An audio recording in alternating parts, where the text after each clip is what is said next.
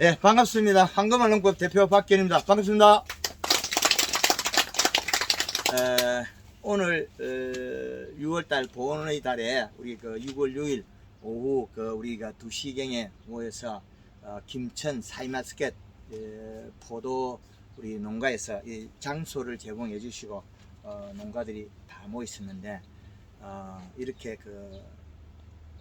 저가 두서없이 하지만은 그걸 잘 챙겨 들으셔서 농가에 활용하시기 바랍니다. 지금 현재 우리 여기에 포도농 여기에서는 지금 알이 이렇게 크지 않습니까? 여기. 근데 이게 이제 지금 알이 커 있고 일부 농가에서는 이제 요번 6월 초에 비 올 때 비가림 재배에서는 일부 알이 흐른 농가도 있죠. 예. 그거는 흐른 거는 배가 고파서 눈물을 콧물 흘릴 때 일액을 맺으면 잎 속에 지금 현재 잎에 탄수화물이 부족해서 그렇다. 낮에 광합성 했는데 질소를 뿌리 미생물이 녹여서 아미노산 단백질을 가져와서 잎에서 광합성해서 탄수화물을 만들어야 돼. 이 잎이. 그럼 잎 속에 탄수화물이 있으면 설탕물 농도만큼 저녁에도 양수분을 가져와요. 기공이 닦였을 뿐이지. 그 양수분이 잎으로 들어갈 수도 있고 뱉을 수도 있어요. 왜 그래야 되냐면 잎으로 들어오면 영양이 되고 잎으로 뱉어버리면 눈물이 되겠죠. 배가 고파서. 그러면 눈물이 되어서 뱉어버리면 그거는 좋은 말로 해서 눈물이고 배가 고파서 오바이트를 했다. 이 말도 안 되죠. 배가 고파서 오바이트 했다. 그 말은 잎속에서는 당분 농도가 안 맞으면 뿌리의 소화액이 연해져서 설사해서 영양이 도로 역삼투압으로 나가버려요. 여름에 잔디가 발행이가 시들이가 베베 꽂있잖아 낮에. 그런데 요놈들이 새벽에 가면 물방울 한 개씩 다 대롱대롱 들고 있단 말이에요. 왜 그랬겠습니까? 잎 속에 영양 농도가 안 맞으면 잎에서는 가져온 양수분은 버려야 돼요. 수분이 많기 때문에. 그 수분을 먹는 순간에 뿌리가 설사해서 몸이 전체가 죽어요. 지금 잎이 수분이 없어가 말라 죽으면 뿌리는 살아있어요. 그죠? 또 비가 오면 살겠죠? 잔디가 이파리 말랐다고 비 오니까 살아나죠. 어지간한 것들은. 마지막에 뿌리는 잘 안 죽어요. 살아나요.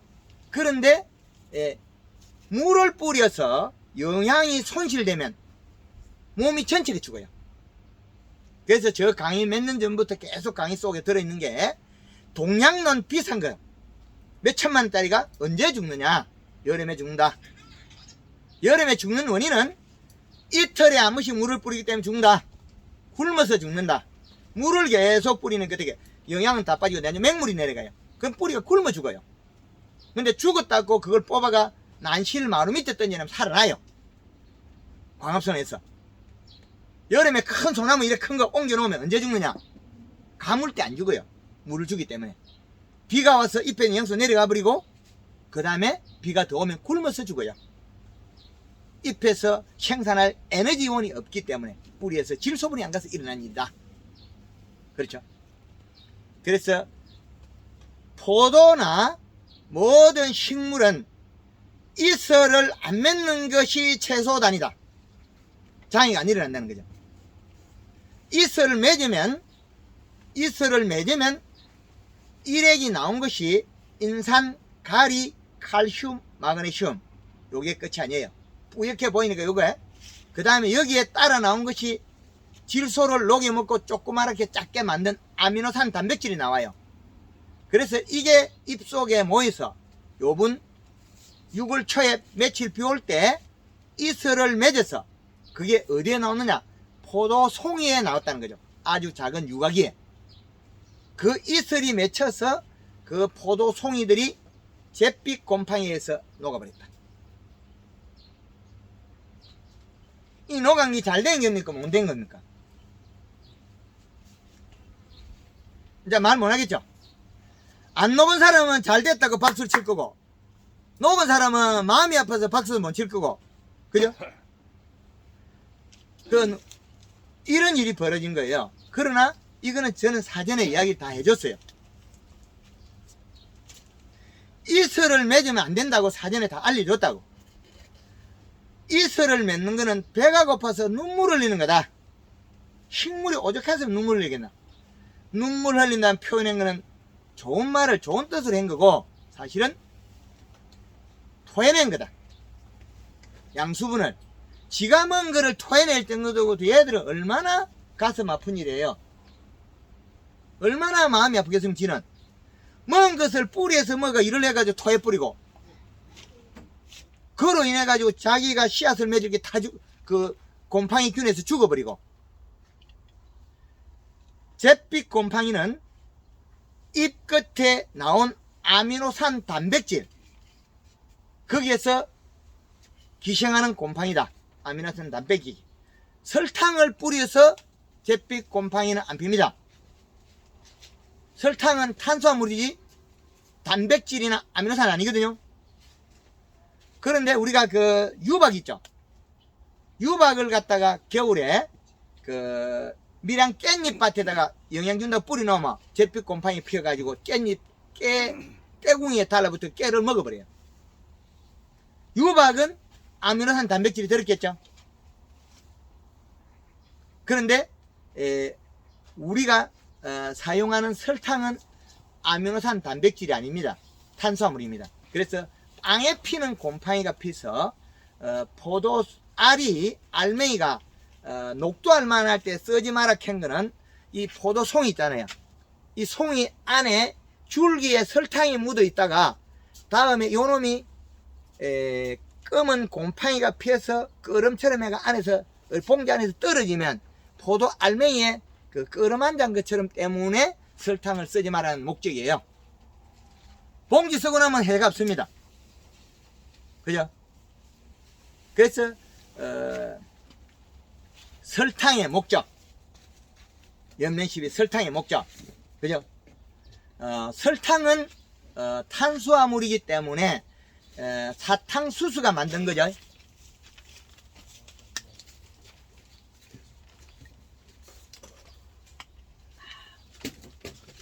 사탕수수가 만든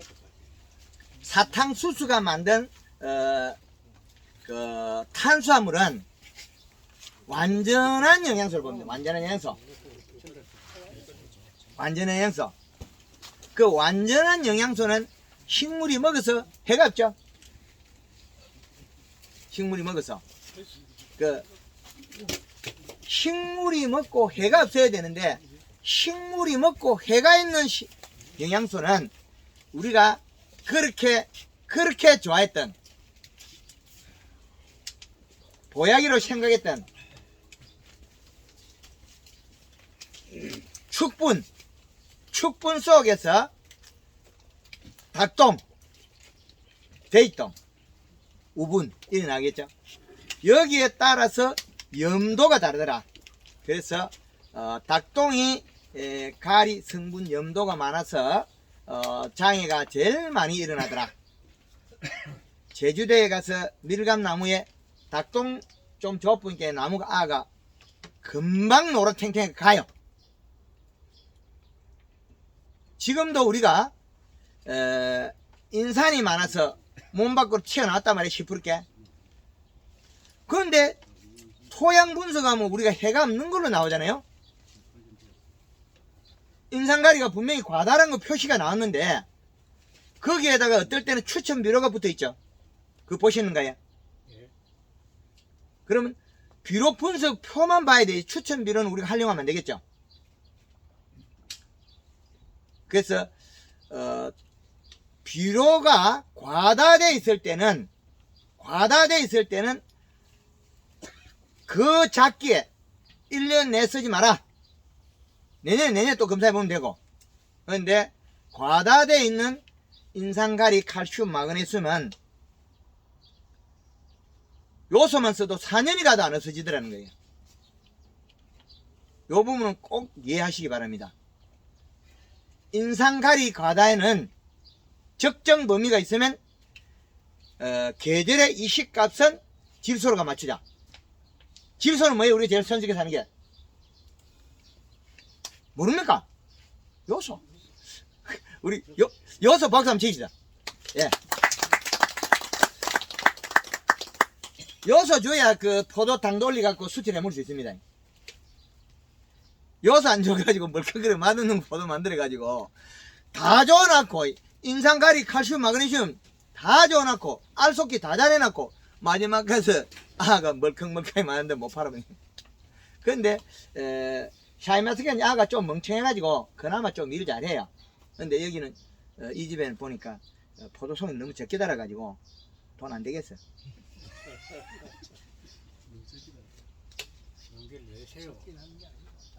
아니 가지도 넘성더수가 있고 송이도 몇 개 안 되고 봉다리가 이 한 3번은 싸도 돼요.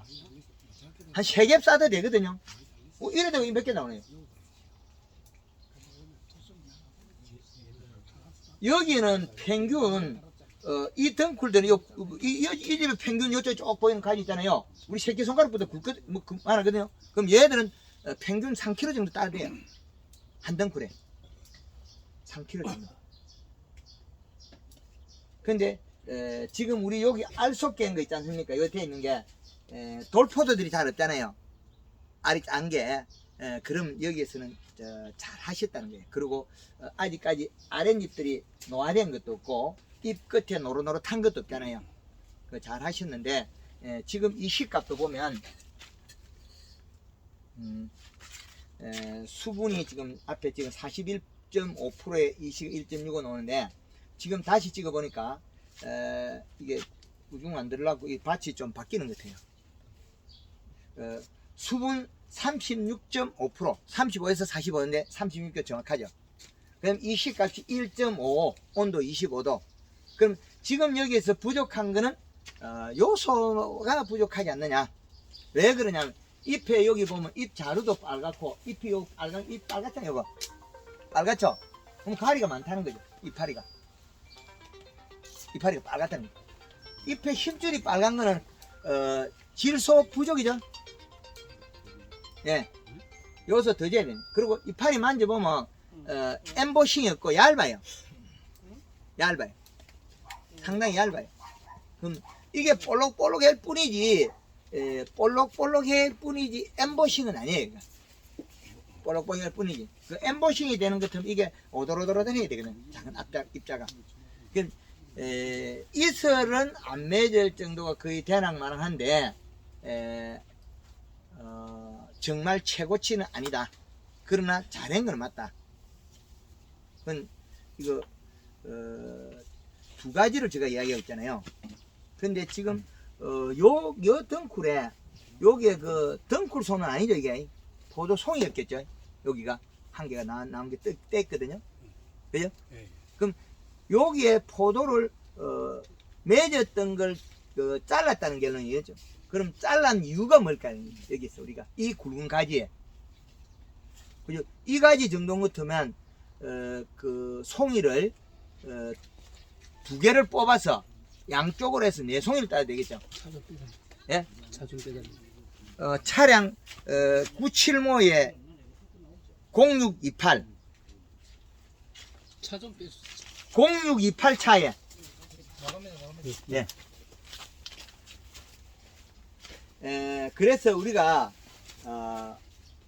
여기에 지금 이 농가에서 지금 포도가 이파리 힘줄이 빨간 게 많아요. 여기 우리가 안에 여기다가 목을 쑥녀 이렇게 보면 되거든요. 목을 쑥녀 가지고 보면 안에 빨개요. 그럼 벌써부터 그 영양이 부족해서 잘 못 자라요. 온도가 한 30도 35도 올라가 버리면 얘가 비실비실해. 왜 비실비실하냐? 생육이 늘어져요. 생육기간이 늘어나요. 생육기간 땡기면 우리가 조기 수확할 수 있는데 이 불때가 잘해놓고 뒤 가서 비실비실 늘어가는 거죠. 잎이 두꺼우면 빨리 땡기죠. 근데 생육기간이 연장되고 있다. 그거는 요 사이에 이 덩쿨 사이에 보면 잎이 안에 그 심줄이 벌겋다. 그리고 그 흰초가 나오는 것들이 이게 이 파리들이 이렇게 까베기 되는 거 있죠. 그죠? 이렇게 까베기 된 거는 이거 뭐라는 거예요? 오갈비. 아는 대로 이야기해보죠. 이거 뭡니까? 오갈병. 또 바이러스. 또 바이러스 하죠. 그거 다 거짓말. 원래 바이러스라고. 치료하는 방법을 알면 되겠죠, 우리는. 가리, 가다, 고온, 열상, 쪼그러집니다. 됐죠? 가리, 가다, 고온, 열상, 쪼그러집니다. 질소 부족에 의한 잎 두께가 얇아서 잎의 함수량이 얇아서 고온의 열상을 입어서 쪼그러졌다. 이제 이해되는 거예요? 가리, 가다, 고온, 열상, 쪼그러집니다. 어째 좋아하려고 그 수정시키 놨고 뭐 가리 많은 거 때려보면 그 붙여 나오는 게 발이 다 쪼그러져요. 그게 한 나무만 그런데 예, 한 나무 자체가 다 그래요. 그거야. 예, 딴 건 안 그렇고 한 나무 그래요. 전체가. 그 대전머리 놓고 고사리 지내면 되지. 그건 웃자고 하는 이야기고요. 연면 시비를 하든지 영양을 줘가 그 나무가 또 그 한번 집 접었잖아요. 한번 밀렸다고 해. 우리 사람도 힘에 밀리면 또 버거 밀렸잖아요. 그럼 그 힘 이상 못 쓰거든요. 식물도 역시 마찬가지입니다. 그리고 뿌리가 한번 이겨서 계속 잘 나가야 될 게 뒤로 밀렸잖아요. 그럼 힘이 자꾸 떨어지는 거예요. 그럼 누 때문에 떨어지냐? 포도 알맹이 이래 먹고 있잖아요. 얘는 그냥 크나요? 잎에서 만든 양수 계속 내려가면서 먹고 있거든요. 그러면 뿌리에서 잎에서 만든 양이 자꾸 축이 나잖아요. 양이 줄어들고 있다고요. 그 사과나무에 가보면 큰 나무 사랑 주렁주렁 있고 그거는 이파리가 홀랑 떨어져 버려요. 여름에. 그런데 그 옆에 있는 나무는 잎이 멀쩡해요. 이파리 떨어졌다고 갈반약을 치거든요. 갈반이라고. 그런데 이파리가 같이 붙어 있어도 어린 나무 이파리하고 몸통하고 뿌리밖에 없는 거는 열매 안 여는 거는 멀쩡해요. 그 갈반으로 봐야 되느냐? 비로죽 부족 굶어서 떨어진 이 두 가지를 봐야 되거든요. 굶어서 떨어진 게 많아요. 그래 굶어서 떨어지면 면역력이 약해서 온다는 거 있죠. 아까 녹균병 그죠? 가리 가다에서 질소 부족에서 오는 게 녹균병이라고 그런 경우 많거든요. 그래서 방금 한 나무가 그랬다는 거는 그거는 처음부터 밀려버리니까 그걸 바로자면 잎에다가 연면 시비를 더 특별히 많이 해주고 질소분은 그 숫자를 더 올리죠. 이제 이해됩니까? 푸는 방법은 잎에서 힘이 약해서 못 가져왔을 수도 있고 그러면 원인은 결과는 나와 있으니까 치료도 방법은 나와 있고 그걸 잘 응용하시면 되겠습니다. 결과는 이미 잘못된 게 나와 있고 치료의 방법은 잎 속에 탄수화물이 부족해서 고온 열상을 입니다. 그 탄수화물 공급하는 방법과 뿌리에 소화액을 많이 주는 방법, 소화액에서 질소분을 분해가 많이 가져서 탄수화물 만드는 방법 이렇게 되겠죠. 원리는 그래서 비료는 참 좋은 건데 그걸 우리가 질소와 인산과 가리, 칼슘, 마그네슘 이걸 봤을 때 질소 아직까지 그 완전하게 저도 못 알아낸 건데 한 10분의 1 정도가 맞지 않느냐. 10분의 1 인산 가리 비율로 보면 질소는 10이 되면 9가 되면 인산이 가리는 1 정도 각각 1 정도가 필요하지 않느냐. 그리고 인산 같은 거는 남으면 몸통으로 그 배에 나오더라는 거죠. 청태가 끼어갖고 사과나무 청태 끼면 등초산을 씻어버리거든요. 그러면 그 다음날 되면 또 나와요. 인산이 삐집고 나와요. 그런 것들을 우리는 보셔야 된다는 거죠. 그래서 이 포도나무가 낮에 뿌리에서 녹여 묵은 영양소는 뿌리 효소가 녹여서 뿌리가 흡수한 영양소는 잎에 들어왔을 때 버릴 수가 없어요. 못 버려요. 그런데 저녁에 가져온 거는 잎 속에 탄수화물 없으면 먹지를 못하고 버려야 돼요. 요게 다른 이야기. 그래서 생육을 더 빠르게 진행시키고 생산량을 다 수확하고 조기 수확하려면, 고품질 조기 수확하려면 이슬을 안 맡겨야 되겠죠. 그럼 계절에 이식값이 적정해야 되는데 지금 이 밭에서는 이식값이 낮다.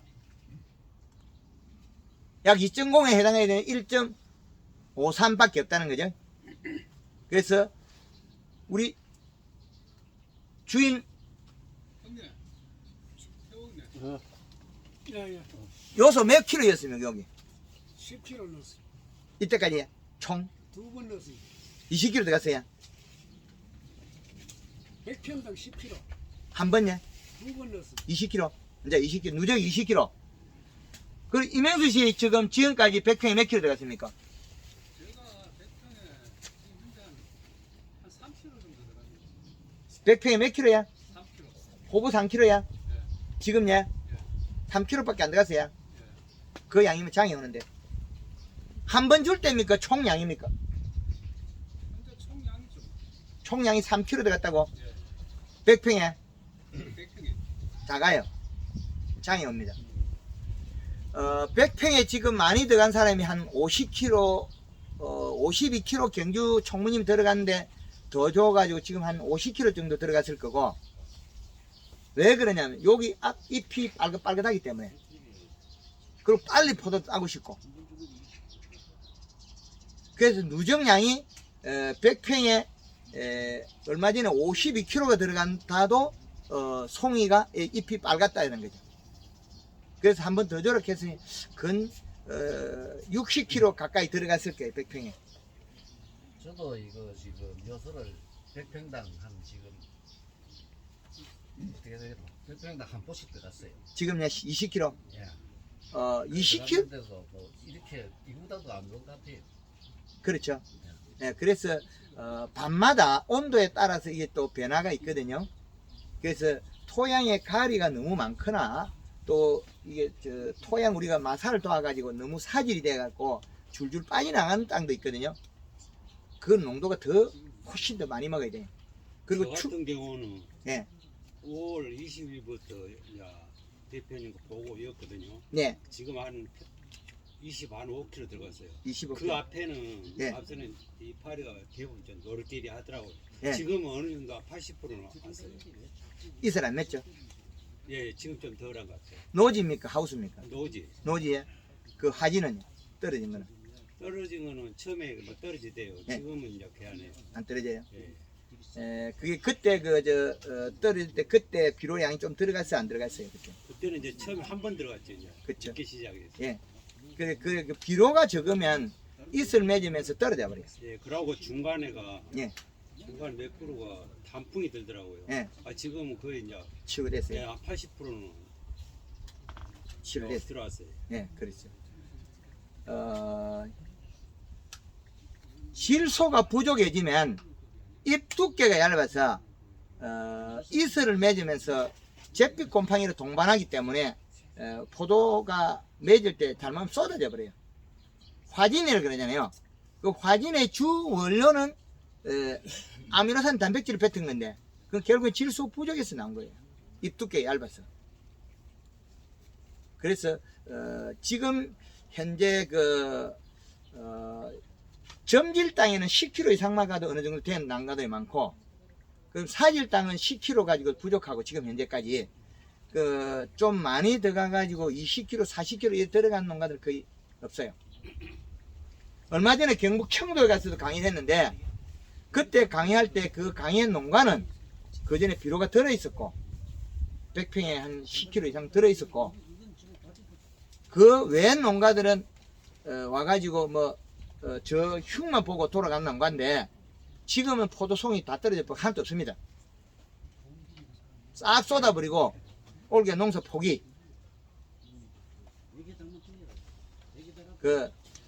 포도송이를 많이 달고 싶으면 많이 다는 건 누구나 달 수 있겠죠. 많이 달아서 빠른 시간에 당도 높게 잘 익히는 게 문제죠. 익히려 그러면 잎 두께가 두터우면 되겠죠. 그죠? 근데 이제 얘들이 비료를 먹는 양만큼 계속 줘야 되는데 요 덩쿨은 지금 한 3송이 만들어놨 깨송이 해가지고요. 요거는 그 3송이 달았다고 이 노는 송이들이 많기 때문에 이건 많이 단 것도 아니에요. 노는 가지들이 많으니까 흙가지들이. 그래서 정상적이라면 여기는 평균 덩쿨당 한 덩쿨당 한 3kg는 달아도 되는 조건인데 못 달고 있다. 예. 포도 송이가 많이 달릴수록 요수를 많이 줘야 되나요? 엠보싱만 나오면 되잖아요. 잎 두께가 엠보싱만 나오면 되잖아요. 잎이 일을 하고 제가 한 40개를 줬는데요. 지금까지 100평당. 예, 한 40개 한 45개 정도 줬는데 예. 밑에는 엠보싱이 나오는 것 같아요. 예. 나오는데 위로 이제 계속 신축가 나오잖아요. 예. 이제 버려야 되고. 예, 예. 이파리 확보했고. 부초가 거기에서는 계속 아까 얘기했듯이 그 잎이 오그라져. 예예. 그러면 계속 줘야 되나? 밑에 잎이 엠보싱이 확실히 나와야 돼. 예. 그러면 그 토양 분석해 보셨습니까? 안 해봤어요. 엠보싱도 지금 보면 예. 노지니까 밑에는 엠보싱이 나오는 것 같은데 위에는 아직까지 이제 크고 있거든요. 예. 계속 그러면 요소를 계속 줘야 되나? 맞습니다. 연면시비가 더 들어가서 이슬을 안 맺는 게 눈물을 안 흘리는 게 최소 단위다. 엠보싱 난 게 최고 좋은 위치. 그러니까 이파리가 이제 12이파리 만약에 됐을 때 밑에 이파리는 예. 이제 어느 정도는 이제 엠보싱 나왔다고 가정하에 예. 위에서는 계속 아직까지 이제 신초가 커지고 있는 이제 이파리 커지는 상황이니까 예. 계속 그 위에 이파리까지 확보했는 이파리까지 엠보싱이 만들어지려면 한 요소를 계속 넣어야 된다는 얘기예요. 그렇죠. 그 계절의 이식값. 이식값이 2.0에 2.2까지 가능할 게 지금 2.1에서 2까지 2.0에서 2.2 사이 그게 최고라는 거죠. 그러면 더 더워지면 1.8이거든요. 여름에 최고 더울 때 1.8의 이시라는 거예요. 그 인산가리, 칼슘, 마그네슘 있을 때는 이시값을 질소로가 맞춰라. 아까 얘기했죠. 그 내용을 활용하시라는 거죠. 대표님 미시가 너무 높은 데는 요소 저도 괜찮을까요? 한 6에서 8 정도. 뭐를 줘가 6에서 8의 이시값이 나왔죠? 그렇다고 뭐 평상시에 농사 짓는 대로 짓는데. 아니요, 그거는 측정기 저가 가진 거 이걸 조사한 거예요. 기술센터 조사한 거예요. 센터에서 이제 했는 게 그건 안 맞아요. 예. 그거는 유럽식, 그거는 미국식, 이건 유럽식. 달라요. 그래도 크는 거 보면은 오히려 뭐 그거는 측정값이 저가 소통하는 언어가 안 맞기 때문에 그거는 우리가 통상적으로 알 수가 없어요. 그 이시값은 저가 사용하는 기계에 여기에 기준값이 잡은 게 안 맞기 때문에 맞다 안 맞다 제가 말을 못해요. 그러면 이제 이슬 맺느냐 안 맺느냐, 엠보싱이 있느냐 없느냐 거기에서 준해야 되지. 그 이시를 가지고 우리는 6이나 7이나 되는데 괜찮다 이 하는 말을 해서는 우리가 소통이 안 맞는 거예요. 맞는 거는 맞으나 이제 이해되죠? 그런데 대개 이슬 맺는 게 대표님 말씀도 이해하는데 보면은 교책이 보통 보면 한 8-7매디에 예. 중자만 매일찌개 그때 보면 대개 이슬이 다 맺히 딱 어느 순간 조금 고시기 지나면 자연적으로 없어지거든요 그게. 예. 이슬 맺는 거는 배가 고파서 눈물을 흘리는 거다. 전체적으로 농가 보면은 고시기에는 전부 다 여기 보면은 이슬이 맺히다가 물방울이 아침에 가면은 예. 순장을로 안 찌게. 예. 어느 시기 지나면 자연적으로 보면 되게 없었어요. 보면. 제거 봤을 때 이슬이 맺힙니다요. 맺혀도 요소를 한번 쭉 주고 나면 이틀 있으면 안 와요. 그건 맞더라고요.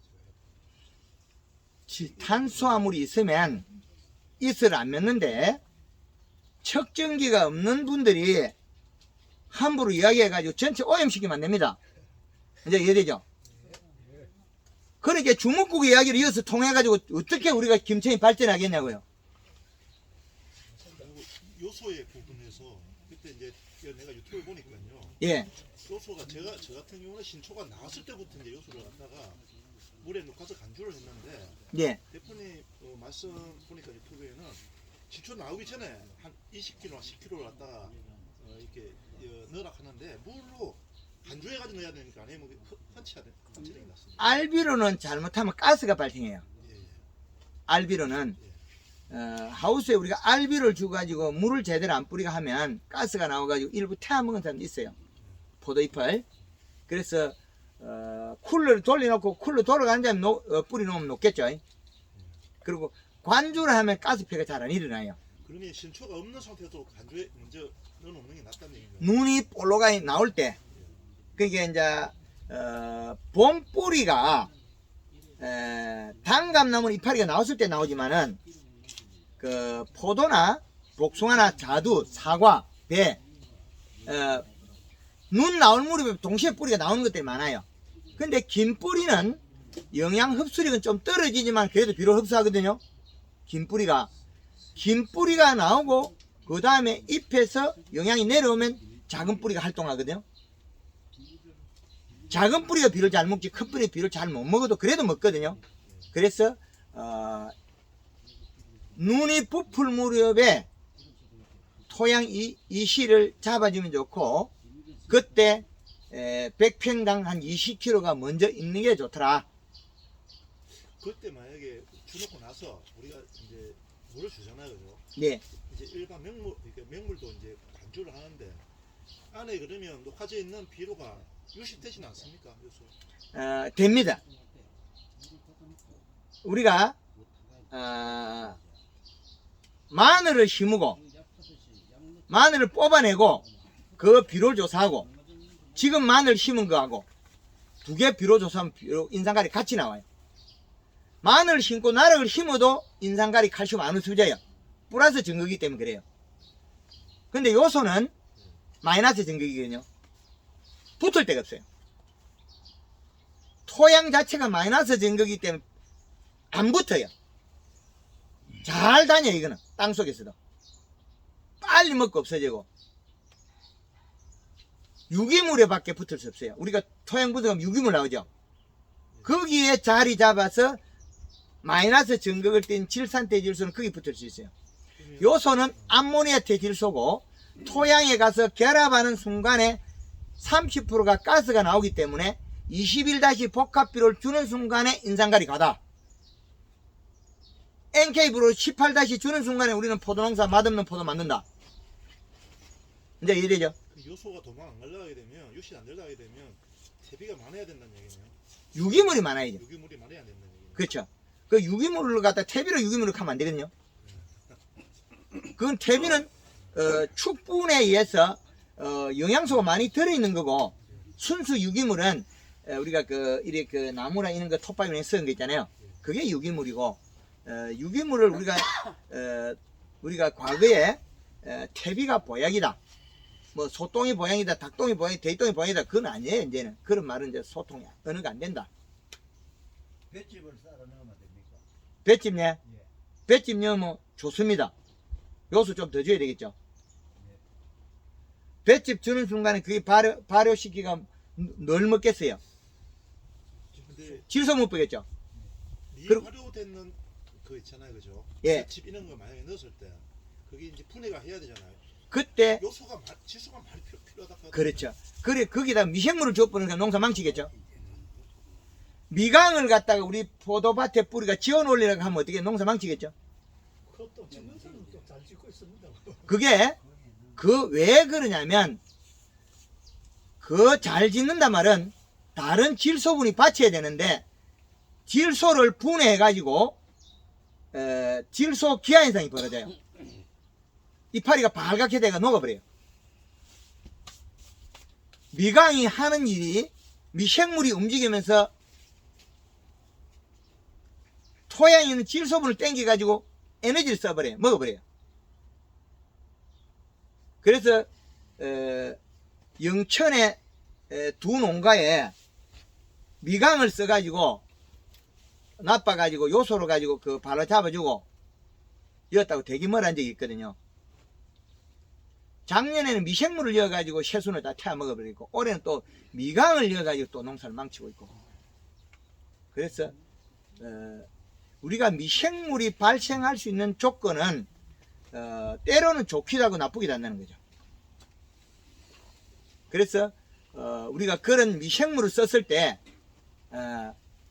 답을 찾아야 되거든요. 얘가 내려가서 뭘 먹고 뭘 남겨놓겠느냐. 그래서 마늘 재배하는 농가들이 가을에 볏짚을 그 나랑 농사 엮고 썰어 열 때는 요소를 600평에 한 2포 정도 더 였습니다. 별도로.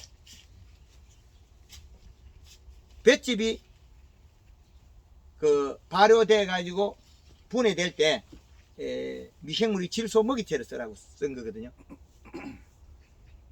그래서 이런 현상은 전국을 돌면서 제가 너무나 많이 봤거든요. 그래서 미생물을 해가 된다 말을 해서 저한테 득되는 건 없어요. 그걸 안 썼을 때 장애가 안 일어났을 때 농가가 득이 될 뿐이지 저하고는 무관한 일입니다. 근데 알려주고 저는 욕을 먹게 돼 있어요. 그 어떤 미생물 회사에서는 저보고 때려주면 고발한다고 해가지고 또 그것도 유튜브 올린 것도 내리고 그랬는데, 그래서 미생물은 좋기도 하고 나쁘기도 하더라. 대표님, 예, 그래서 그 화분이 갈라지는 거는 왜 그렇습니까? 그거에 그거는 전년도에 꽃눈 분화할 때 일어난 일입니다. 딸기 같은 거는 꽃눈 분화 시기에 고온으로 삶아 부르면 꽃대가 두 개 한 번에 나오고 그리 안 나와요. 꽃눈 분화 시기에 고온 열상으로 입은 겁니다. 아니 올려 보니까 그 화분이 갈라지는 게 좀 많더라고. 꽃눈 분화 시기에 꽃눈 속에서는 열 몇 개가 만들어져 있어요. 이미 전년도에 꽃눈이 만들어져 있는 거지, 우리가 가지 나올 때 그 안 불고 난 거 있죠. 작년도 결정한 거예요. 작년도에 고온이 되면 그 새순이 이래 넓적한 순이 있지 않습니까?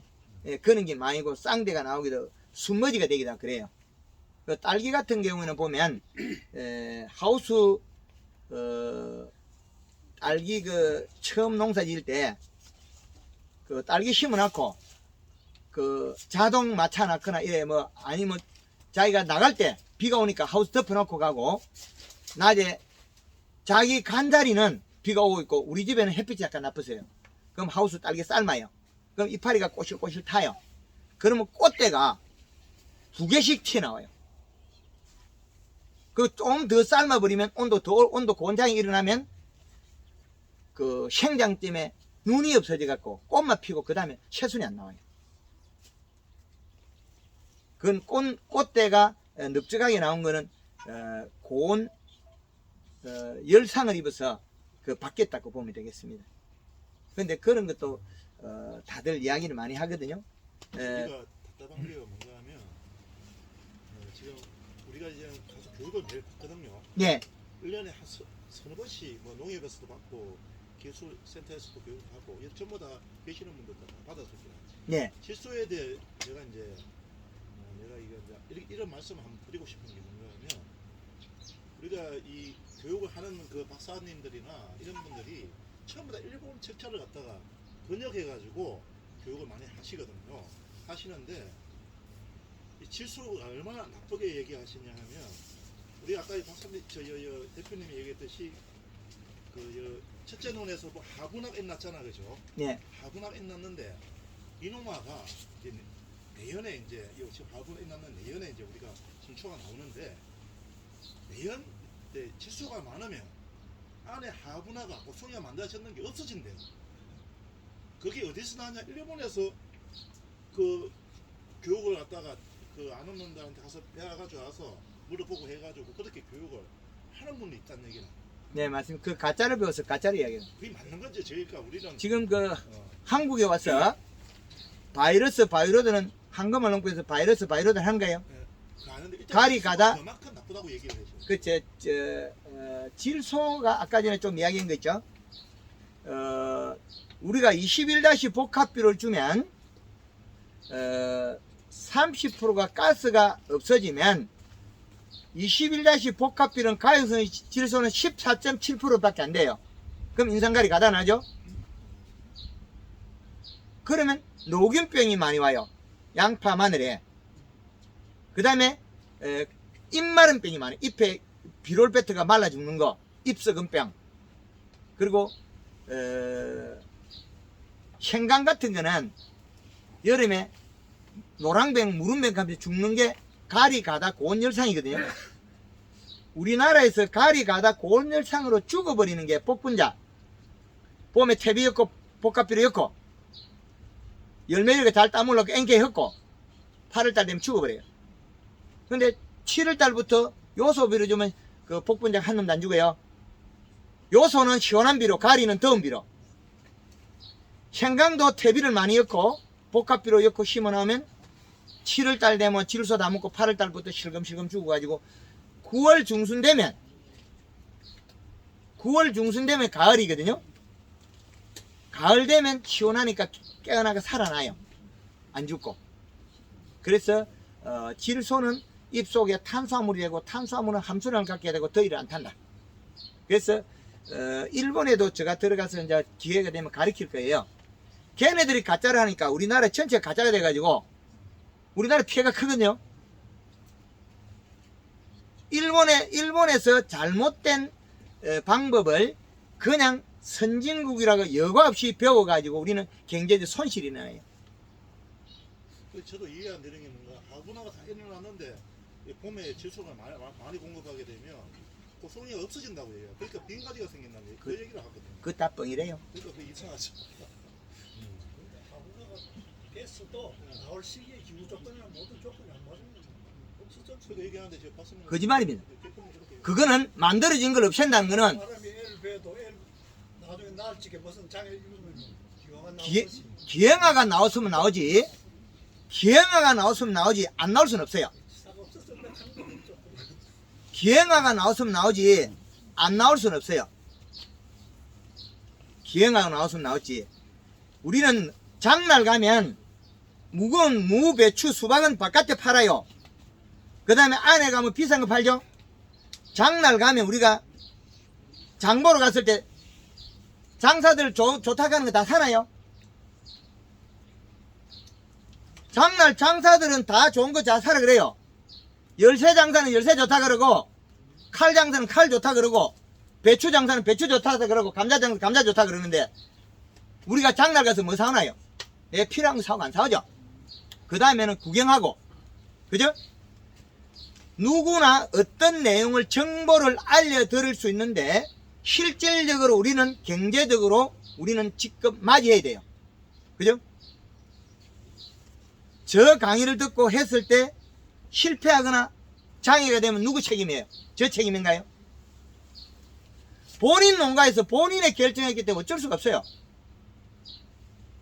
사과를 크게 열려줬더만 태풍이 불어가 다 떨어져 버린다. 그럼 어떡하러 제가 죄인이에요? 하필이면 태풍이 거짓말 또 불었어. 산에 기름을 딱 넣으면 딱 때려버린다. 큰 거 싹 다 때려 없어요. 감나무 기술을 가르쳐주고 연면십에 감 크게 비료 많이 요소 많이 주고 감이 많이 열은데 감나무 요 말뚝만 남아있어요. 다 부러지 보고 있거든. 요것만 남아있어요. 다 부러지 나무 다 부러지 보고. 그러면 저가 죄인이에요? 나쁜 놈이에요? 가지를 바치고 그 다음에 자기가 해야 되겠죠. 황금알 농법 하면 8월 초 되면 감나무가 가위를 커서 쪼개지고 부러져요. 그럼 바쳐야 되겠죠. 그러는데 그걸 못할 사람들은 애초에 안 하고 책임도 내가 져야 되는 거지. 그 저가 가서 농사 다 지을 수 있겠죠. 그리고 최근에 감자밭에 100평에 요소 2포 뿌린 사람은 감자가 평당 10kg 더 늘어나요. 그러면 그 늘어난 양이 돈이 얼마겠어요? 근데 제가 돈 달라 소리 안 해요. 그걸 아는 사람도 어떻게 했습니까? 감자가 말라 죽겠죠. 그래서 제가 주는 거는 정보를 알려드려서 그 정보를 활용하라는 뜻이지 제가 가서 직접 농사 지을 수는 없습니다. 그래서 우리나라에 사용해야 될 비료량 기준값을 설정해 놨기 때문에 그걸 응용하는데 기준을 잡아나는 거예요. 그러면 우리가 작물이 잘 되는 게 기준이 된다. 요소 비료가 나쁘다고 하는 사람은 그의 뜻이 있을 거고, 요소가 좋다 하는 저는 그의 뜻이 있을 거고, 그거는 농가에서 본인의 능력에 맞게끔 활용하시기 바랍니다. 전 비료 장사 아니에요. 요소 장사도 아니고, 그죠? 제가 지금 또 한 가지 궁금한 게 있는 건 지금 예. 보면 포도알이 예, 이제 말랑말랑해집니다. 이게 속이 찬다고 얘기하는데 일반적으로. 뻥하고 뻥 치는 거죠. 그러니까 이제 왜 뻥을 쳐? 대표님이 물급시가 멀컹거린 거죠. 지금 만져 보시면 좀 말랑합니다. 지금 원래 딱딱했다가 엠보싱이 없고 위에 빨갛잖아요. 그래서 엠보이 생기가 제대로 요소가 먼 포도 같은 경우는 이 자체가 말랑하지가 단단하고 처음부터 끝까지 단단합니까? 그게 1등. 그렇죠. 물러진다 소리는 함수량이 부족해서 일어난 일이거든요. 함수량이 부족해서. 그래서 여기 오신 분들 중에서 저보다 실력이 좋고 강의 잘할 분 있으면 나오고 하시고, 저는 가야 되고, 예? 저보다 강의 잘하고 실력 있는 분은 나오시고 하시고, 저는 가야 돼요. 그게 제일 맞겠죠. 그래서 예. 그러니까 이제 그래서 잎 두께는 과실이나 모든 조직의 에너지 전달의 양이다. 그건 탄수화물 농도 차이거든요. 잎이 시들면 포도알은 더 멀컹거리겠죠. 잎이 엠보싱이 없으면 더 멀컹거리겠죠. 잎 색깔이 그 빨간 테두리 뚫었으면 더 멀컹거리겠죠. 작년에 잎이 여름에 벌겋게 오물이 있은 게 알 멀컹멀컹했죠. 8월달에 그 요소 줘갖고 당도 올려줬거든요. 그죠? 그래서 질소는 먹으면 요소를 먹는 게 아니에요. 연면 시비에서 뿌리에 소화액이 내려가서 잔뿌리에서 소화액, 그러면 거기에서 유기산 그리고 당분, 미생물이 잘 살기 수 있게끔 그 용액이 흙을 녹인 거예요. 그 흙에 녹아있는 흙에 들어있는 인산, 가리, 칼슘, 마그네슘, 미량요소, 질소, 얘를 녹이 먹고 미생물이 녹였어요. 뿌리는 안 먹어요. 뿌리는 잘 못 먹어요. 뿌리 미생물이 먹고 미생물이 분해한 걸 뿌리가 흡수해서 지상부로 올라온 거예요. 그거는 뭐냐? 진딧물이 똥을 싸면 설탕물을 싸고 있죠. 개미가 옮겨주잖아요. 진딧물한테 설탕물 주면 배가 터져 죽어요. 진딧물은 우리 식물의 저백을 빨아먹고 소화를 시켜서 설탕물을 싼 거지. 진딧물이 설탕물이면 단순한 동물들이, 작은 동물들이 소화 분해할 수 있는 능력이 없어요. 그래서 진딧물을 설탕물만 죽어버려요. 그런데 진딧물은 식물의 저백을 먹고 설탕물을 싸면 개미가 옮겨주는 거예요. 그죠? 그래서 식물의 체외에 붙어있는 소화기관, 잔뿌리, 그 잔뿌리에서 소화액을 내놨을 때 이렇게 분포가 되겠죠? 그 잔뿌리 속에서 잔틀이 떠 있겠죠? 그 작은 미세 뿌리, 거기에서 소화액이 분비되어 있고 그 소화액에 같이 살아있는 미생물, 그것들이 분해한 게 질소를 먹고 분해한 게 아미노산 단백질. 아미노산 단백질이 올라와서 여기에서 광합성의 탄수화물이 된다. 이제 됐나요? 요소 되죠?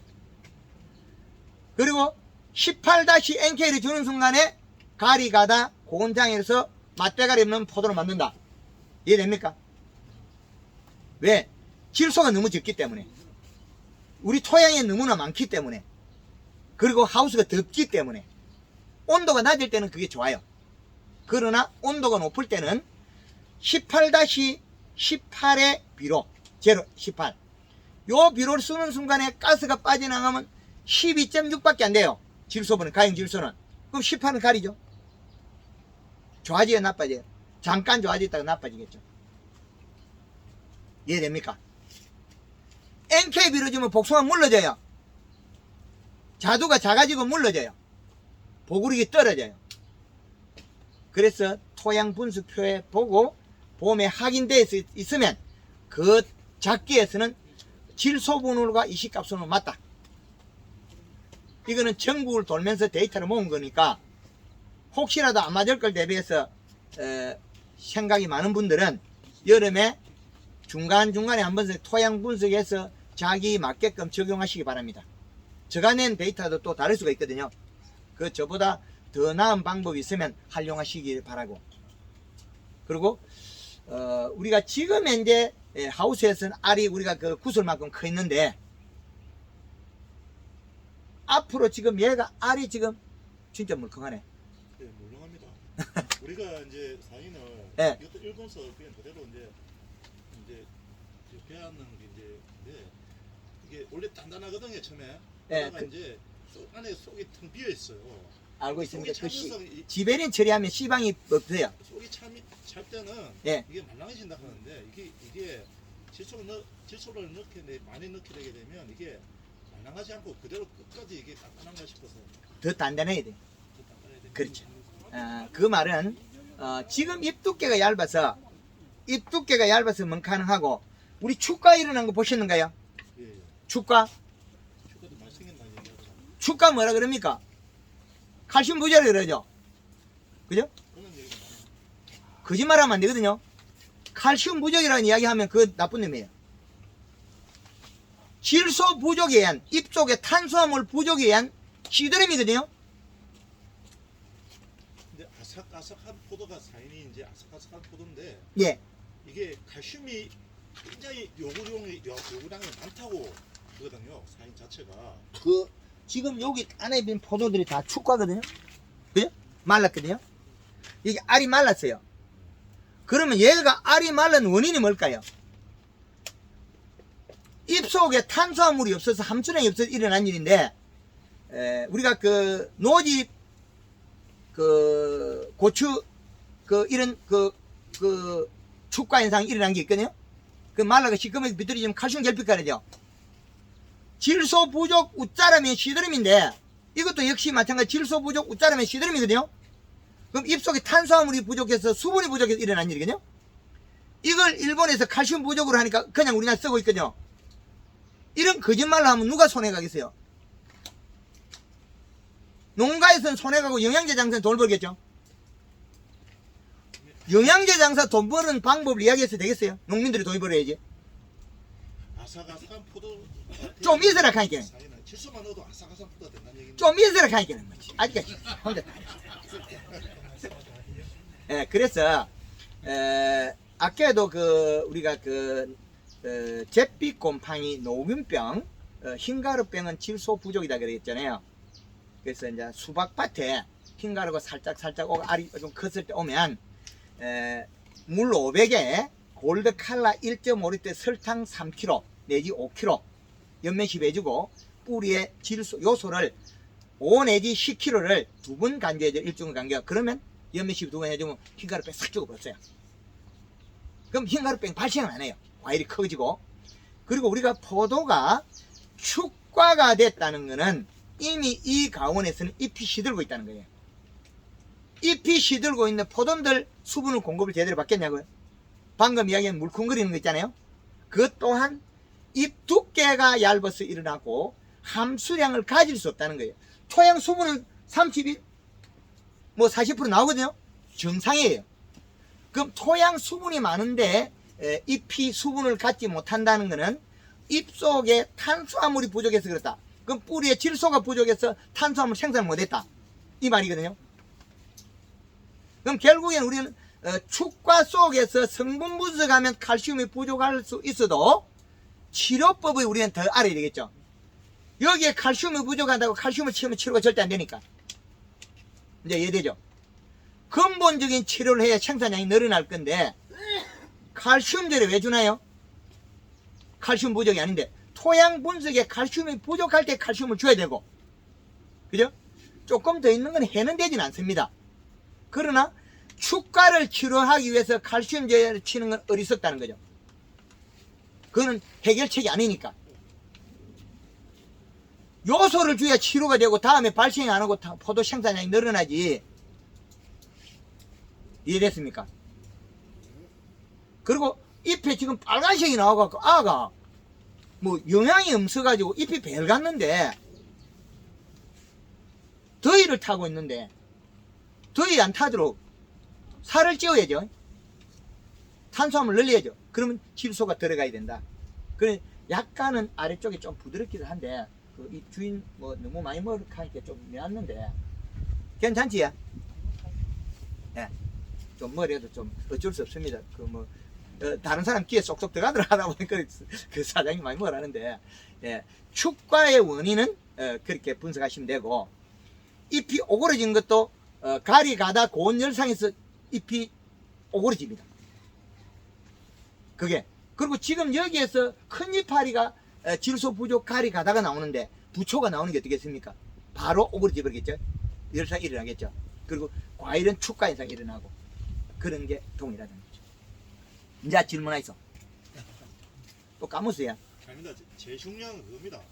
상인은 최상품은 아삭아삭한 포도인데 하도 이제 우리가 보면 이때쯤 이 포도 봤을 때는 지금쯤 얘기하는데 칼슘을 넣어라 얘기하거든요. 그래서 칼슘을 넣어야지 아삭아삭한 포도가 되냐 아니면 질소만 넣어도 아삭아삭한 포도가 되냐 그게 굉장히 저희 농가들한테 중요합니다. 참 어렵게 설명하네. 토양에 칼슘이 있으면 칼슘 필요 없고 예. 그죠? 질소값 이시로 맞춰라. 다 따놔. 아까 가르쳐 또 왜 자꾸 거꾸로 그러니까 계속 그게 굉장히 중요하기 때문에. 중량이 뭐 중요해. 다 가르쳐 또 까먹고 이야기하고 또 까먹고 사람을 갖다 앵무새로 만들고 있어. 옛날부터 배우기를 고향에 그저 있는 거는 인삼가리 뭐 칼슘 이거는 불용성한 그 다 흡수하지 못하기 때문에 그래도 그러니까 센터에서는 처방전에 다시 넣으라고 처방전. 그거마저도 가짜로 배운 거죠. 그거마저도 뿌리가 뭐 하겠습니까? 돌도 녹아 먹는 놈이 토양 분석에 나오는 거 지가 못 녹아 뭐야 더 잘하죠. 그 토양 분석에 나오는 걸 그렇게 가르치거든요. 예 너무 가짜를 많이 배워가지고 한수만 이동을 잘 모아서 가는 포도송이 줄기가요. 예 포도송이 줄기가 이렇게 동그랗게 쫙 빠져가지고 송이가 끝까지 나오면 매끈한데 예. 이 중간에 납작가 해가지고 따로 이 굽어요. 굽어가 굽는 그건 왜 그런지. 그거야 예. 가리가다 질소 부족. 아그 꼬부리지고 잘못됐대 뭐 쭈그리지면 뭐예요? 전부 가리 바다입니까? 고온 열상이잖아요. 예. 가리 가다 고온 열상이 쭈그리졌죠. 또 이야기해야 돼요. 저래 굽지. 얘를 갖다가 이거 애미기냐고 작정을 하는 것도 아니고. 거기에 이제 일액을 뱉어가지고 그래서 일액을 뱉어가 여기 상처가 날 수도 있어요. 그 포도송이 그 조그만 꽃핀도 꽃잎도 꽃잎이고 그죠? 꽃받침도 잎이거든요. 이슬을 매놔가지고 그 이슬이 인산가리, 칼슘, 마그네슘, 단백질, 아미노산 그죠? 거기서 잿빛 곰팡이도 오고 장애 일어난다 그랬죠. 이파리의 끝에 이슬을 맺으니까 노랗게 빨갛게 타는 거 보셨죠? 그죠? 그게 포도 송이도 어릴 때는 그 송이 그 포도 송이가 나왔을 때 거기도 이슬을 맨다는 거예요. 그죠? 그래서 배가 고파서 눈물을 흘려서 그로 인해 가지고 눈물이 짜봐서 그 세포가 굳어서 까부러진 거라고 보면 되겠죠. 이제 이해되죠? 다른 비료를 주지 않았는데도 지금 제가 질문 드렸는데 저 같은 경우는 천평에 지금 한 680kg 정도 벼슬을 줬거든요. 100평에 60kg야, 68kg야. 천평에 680kg. 그 100평에다가 그러면 60kg 줬다 이 말이잖아요. 세포만 예. 근데 그 전에 일어난 거 지금까지 시비하면 안 되고. 일어난 일은 전 단계에서 일어난 일이야. 막 아까 저 송이가 납작하다 그랬잖아요. 안에 줄기가요. 송이 줄기가 예, 예. 그거는 전년도에 만들어진 거고 지금 꼬부러진 거는 올해 만드는 거고 꼬부러진 거는 가리 가다 고온 열상 이슬을 뱉어 가지고 거기 또 상처를 준 거 두 가지예요. 이제 이해되나요? 이슬 내놓을 때 이슬이 눈물 콧물 짭다 그랬죠. 인산가리 칼슘 마그네슘 아미노산 단백질이 나온다 그랬죠. 그러면 지금 거기에 저 수정은 잘 돼가 꽃들이 안 일하는 거야. 그렇죠. 그게 이슬을 맺어서 이슬을 맺어서 거기서 잿빛 곰팡이가 핀다는 게 그대로 일어났잖아요. 대표님, 저 방금 저분이 요 송이 줄기가 납작하게 나오는 게 이게요. 어떤 농가에서 많이 나나 하면은 대체적으로 범순이 이게 올라올 때 이 굵게 올라오는 게 주로 그런 게 많이 나오고, 줄기가 가느다랗게 나오는 거는 그냥 일직선으로 쫙 곱게. 그렇듯 말았던 전년도에 결정했다고요.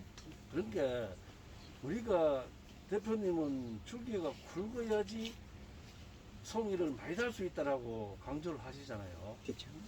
그러면 우리가 이 줄기가 굵으니까 정말에서 지금 논리상으로 간에서나 교육시키는 게 질소 가다 뭐 이런 식으로 많이 그렇게 보고 있거든요. 보고 있는데 저도 관찰을 하고 저도 이제 재배를 해보고 있지만은 이게 줄기가 굵은 데는 저는 방금 말씀하신 그런 게 말 생산이 돼 나와요.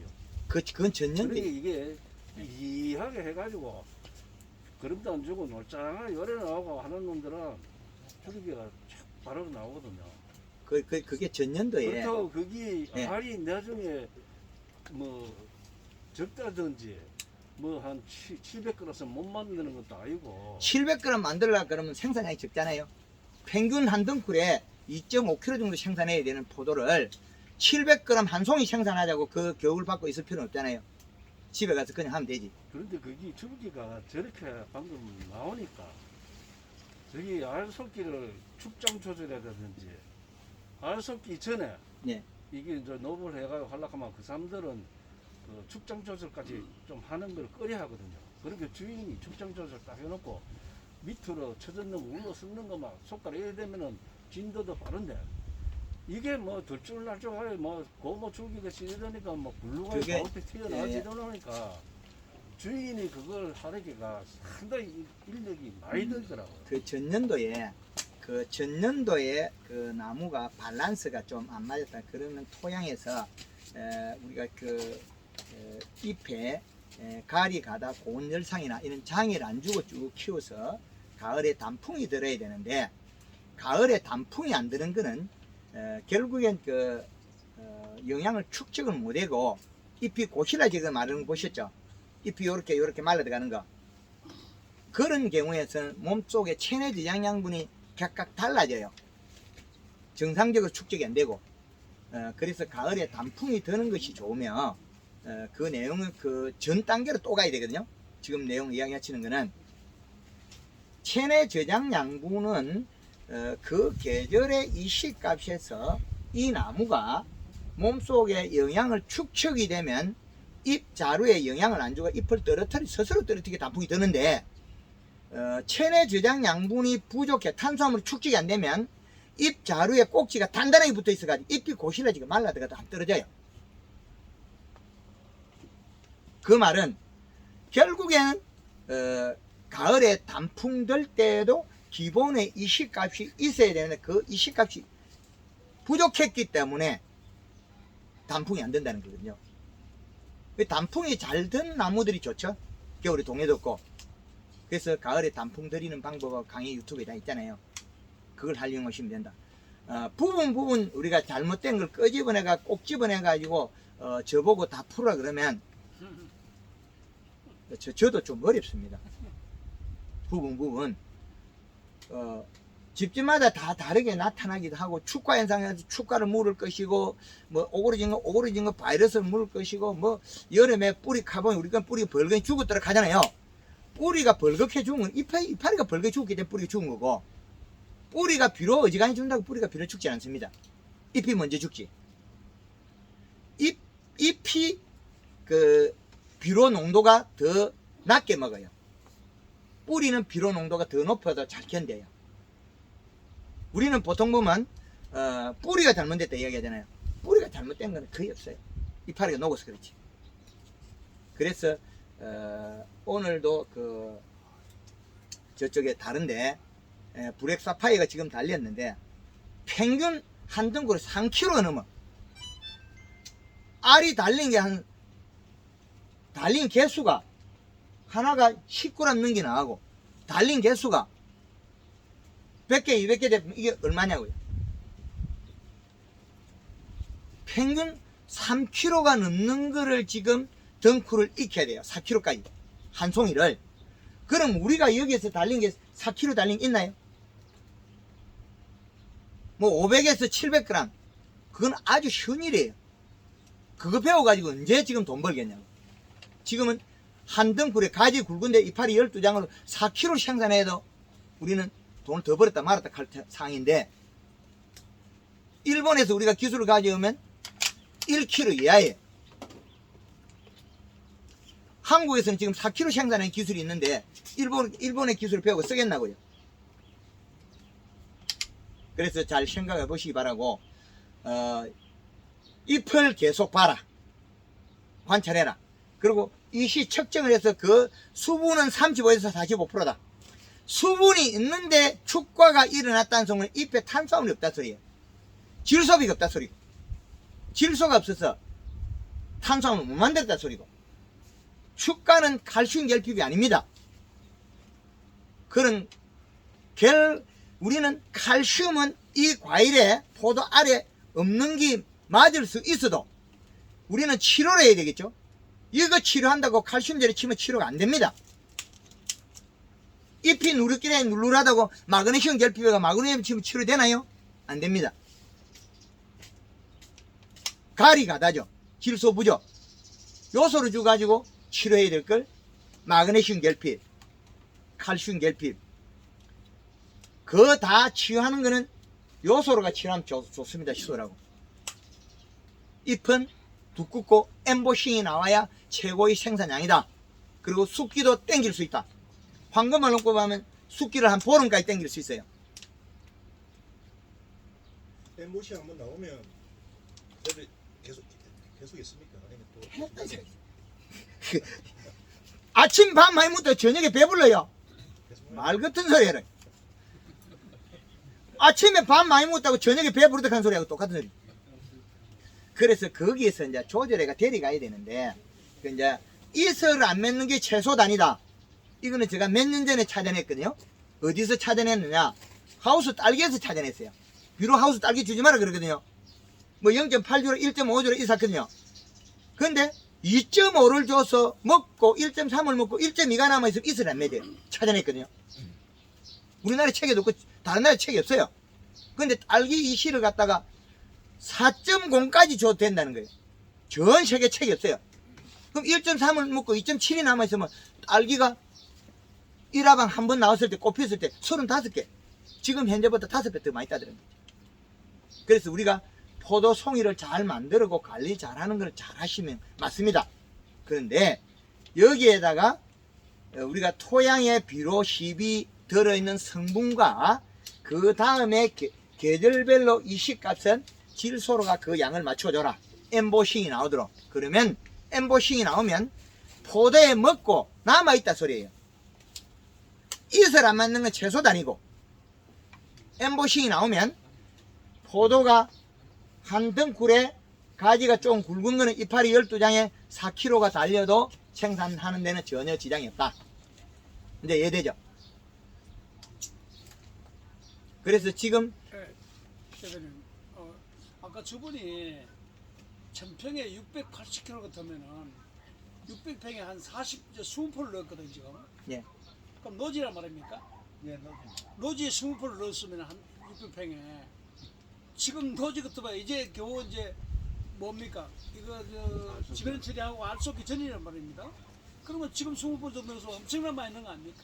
아까 경기 총무 노지 그 이야기했잖아요. 52kg 이런 거 더 줘야 했다. 평에 하루에 1kg 양이 필요하다고 해가지고. 그 지금 한 20, 그래 한 단지 지금 그래서 계산을 해가지고 5일에 한 번씩 넣을 때마다 계산을 해요. 그러니까 한 20% 넣었단 말이에요 지금 계산을 볼 때. 그 지금 토양 분석에 저 인상가리 그 양은 어떻던가요? 서양분들은 작년에 했는 거만 있고 올해는 안 했습니다. 작년에 한 그 어떻던가요? 작년에는 제가 다리 성분이 비료를 좀 쓰지 말라고 나왔어요. 제비 같은 거 쓰지 말라고 나왔더라고요. 수치가 얼마까지 나왔어요? 벡터를 한 후에 예.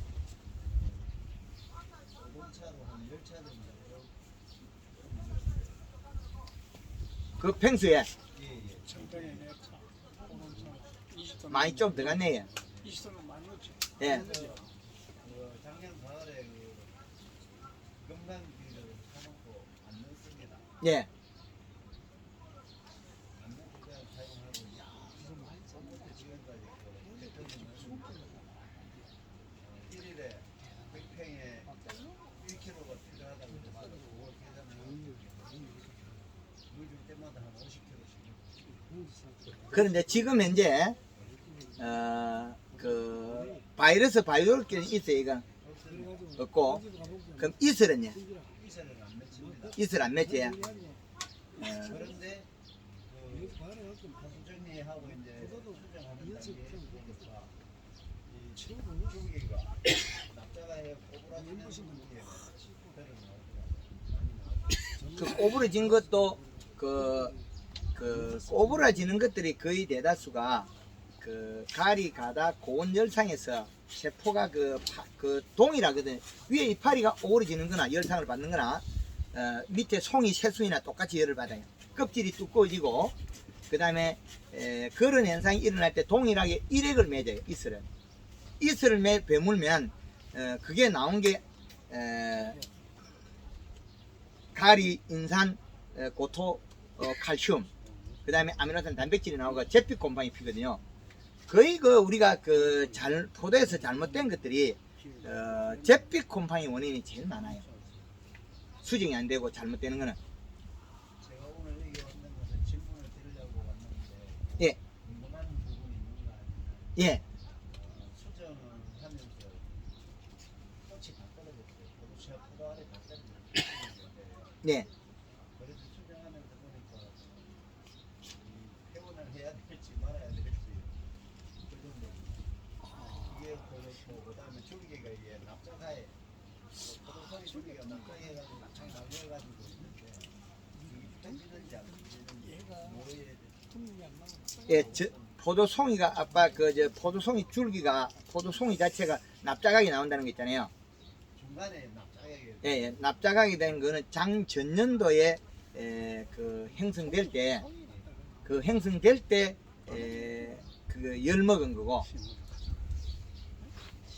거고 우리가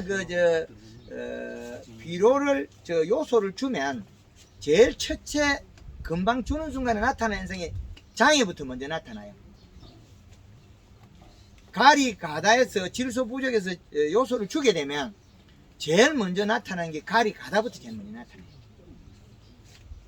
가리 가다 현상부터 제일 장애부터 먼저 나타난다고요. 그 다음에 안정화되면 어떻게 이슬이 안 맺죠? 그런데 그거 이전에는 장애가 일어나요. 그거는 어느 정도 이슬 안 맺고 플레이가 다는 게고 그 이전에는 이슬을 맺으면서 장애가 일어나요. 그러면 가리 농도가 많이 높겠죠. 인산 가리는 칼슘. 그게 장애부터 먼저 주고 그 다음에 잎이 두꺼워지면 장애 없으니 좋은 상태로 가요. 이제 좀 이해됩니까? 이게 가리 가다에다가 그 요소를 줘라 해가 요소를 주는 순간에 장애부터 먼저 나타납니다.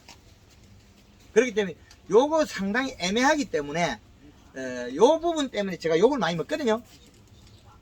요소 줘라 해서 요소 주는데 장애가 일어나잖아요. 그러면 그 질소가 완전히 올라가지 않은 단계잖아요. 그러면 처음에 일액을 더 많이 맺고 몸에서 더 나쁜 진액이 더 많이 나와요.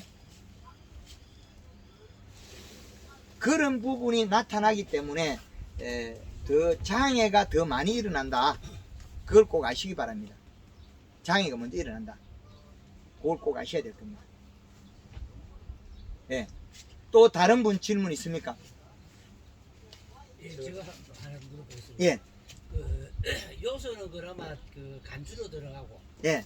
설탕물은 그나마 이제 그 연면식으로 들어갑니까? 예. 골드 그린이나 칼라는 연면식이로. 연면식으로. 저희 제품을 관수라 소리 안 해요. 관수는 요소가 제일 좋은데 토양에 다 있기 때문에 가격도 싸고 이제 이게 땡꽁시 하는 사람한테 어쩔 수 없이 간주 하라 그럴까 하죠. 죽어도 하겠다 하는 사람한테 하라 그러지. 어지간하면 제가 강의상에 그 액비를 간절 소리 안 해요. 그 성분 칼라고 계속 그러면 섞어서 계속 쳐야 됩니까? 섞어치지만 따로 따로 예. 계속 그 숙기 완전 될 때까지 정수 될 때까지 다 해야 됩니까? 잎이 두께가 두꺼우면 조금 우리가 그 간격을 떼어가야 됩니다. 잎이 하고 뿌리가 일이 잘하니까. 그리고 그 골드 그린은 이제 요거 이제 요런 거 같은 게 한 수확 40일에서 45일 전부터 칼라를 쓰라 그러고, 그 전에 노지 재배는 7월 15일까지 그린 2번에 칼라 1번 쓰라 그러고요. 그리고 포도 송이가 이제 알이 녹도 알만 할 때는 설탕을 쓰면 포도 알맹이에 있는 설탕이 묻어서 곰팡이 피서 다음에 안에 그 끓음처럼 안 좋으니까 그때부터 설탕을 쓰지 말고 봉지 사고 난 설탕을 쓰라 그러잖아요. 15일 후, 7월 15일 후에는 칼라만 들어가야 됩니까? 그렇죠. 예, 칼라만 들어가고 봉지 쌌으면 설탕을 써도 되고, 그리고 함시 예? 이제 포도가 이제 어느 정도 커가지고 이제 한 수확기가 한 달 가까이 있으면 요소를 그러면 그때도 넣어야 됩니까? 그러면은 따면서 줘도 괜찮아요. 따면서 줘도요. 예. 끝까지도 잎 두께가 얇아지면 우리는 사이마스켓이 색하고 무관하거든요. 색을 그리 안 따지잖아요. 색을. 예. 색을 안 따지기 때문에 그래서 아까 강의 내용이 잠깐 있잖아요. 수확기에 마지막에 약간은 수분을 줄이고 가리 양을 들여가지고 빠른 시간에 영양을 과실을 옮길 수 있다. 그죠? 그래서 옆면 시비에 가리를 좀 사용해주고, 잎이 좀 두께가 있을 때, 너무 얇을 때는 하지 말고, 잎 두께가 있을 때는 엠보싱 있을 때 가리를 써라 그래요. 잎이 엠보싱이 있을 때. 근데 아직까지 엠보싱이 없고 요 베실베실하냐는 요 빨간 거 있고 요것들 하면 여기 타요. 잎이 탄다고. 가리를 먹으면 온도가 더 올라가기 때문에 잎이 탄다고요. 그래서 엠보싱이 있는 것들은 옆면 시비에 가리를 써서 대사장을 더 빨리 익혀서 포도를 더 빨리 키워서 빨리 따라. 그래서 마지막에 수확 단계에는 포도 알이 안이 꽉 차고 이 백구멍 속 들어간 거 있죠. 여기 톡 튀어나오면 좋거든요. 작년에 경산에서는 수확대에 대해서 요소 밀어주고 연면식 해가지고 요 백구멍이 톡 튀어나왔거든요. 백구멍이 튀어나오면 안이 맥혀요. 우리가 지베린 칠해가 시방이 없잖아요. 시방이 녹아버리고 안이 비었거든요. 그게 꽉 찰라 그러면 이 백구멍이 튀어나와야 그게 꽉 차요. 그죠? 그러면 그 농가에서는 우리가 눈으로 봤을 때 600g 가면 800g 나오고 800g 가면 1kg 나오고 한 200g 더 늘더라는 거예요. 포도 안에 들어있는 요 사이마스살이 안에 빈 거 있잖아요. 씨방이 꽉 차고 씨방이 차고 요 백구멍 속 들어간 게 다 튀어나오니까 더 무게가 많이 나더라는 거예요. 그 농가에도 그 포도 따면서도 요소비를 줬습니다. 대표님, 예. 아까 제가 그걸 말을 잘못했는데 제가 18번 넣었으니까 지금 거의 50kg 되네. 두 포 반 준 거죠. 100평당 지금 두 포 반을 줬다는 거예요. 나는 그냥 그 아까 18번 6으로 그냥 나눠서 그랬는데 50kg 정도 들었어요. 그 세포가 들어간 거죠. 약 50kg 정도 되거든요. 지금 그 수정 전에 다 였는가 그게야?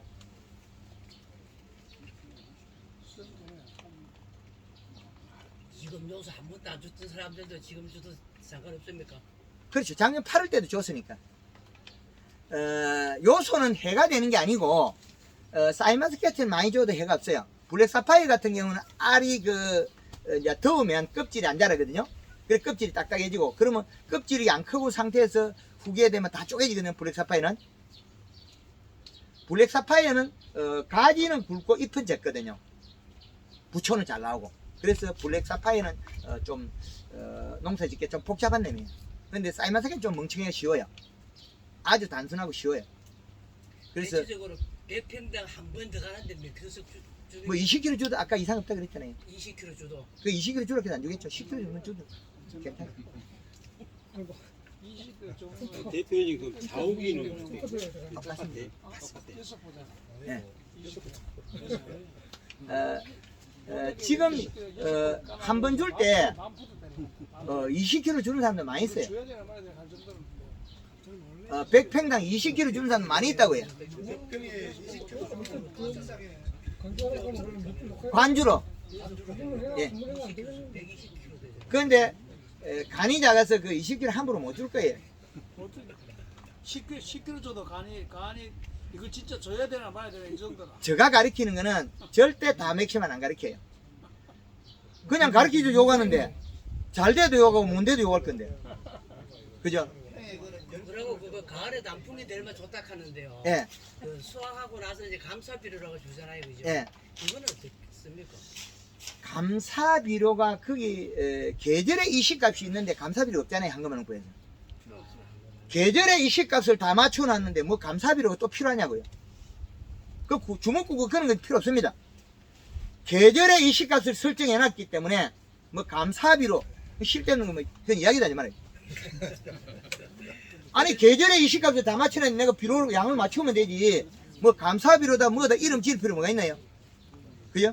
근데 준다 한 사람들은 줘야 된다 한 사람도 있고 안 줘야 그 전에 된다 한 사람도 있고. 따면서도 주면 이식값이 맞아가지고 수확 이후에는 비료 많이 안 먹어요.